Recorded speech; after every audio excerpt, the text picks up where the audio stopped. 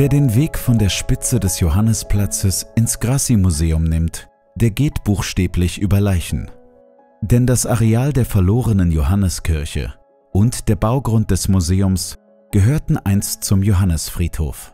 Von diesem noch vorhanden sind 3 ab 1680 angelegte Abteilungen, die östlich an das Museum angrenzen.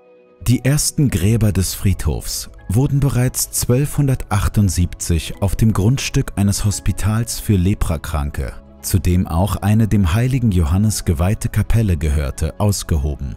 1536 erklärte man den Friedhof zur alleinigen Begräbnisstätte Leipzigs.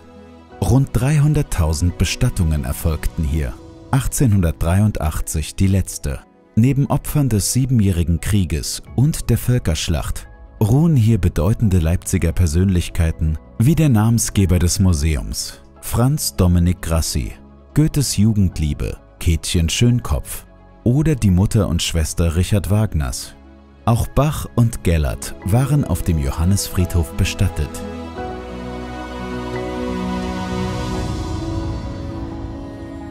Dieser wird heute als museale Parkanlage genutzt, welche sich durch großzügige Rasenflächen und schöne Baumbestände auszeichnet.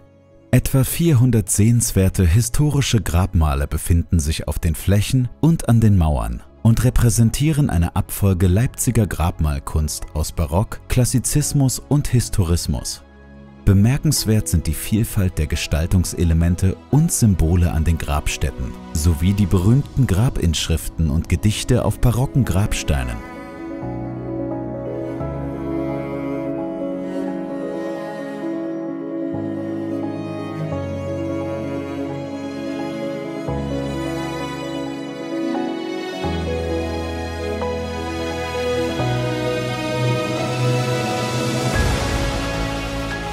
Auf dem Gelände befindet sich auch ein Lapidarium mit Grabmonumenten des aufgelösten neuen Johannisfriedhofs, heute Friedenspark.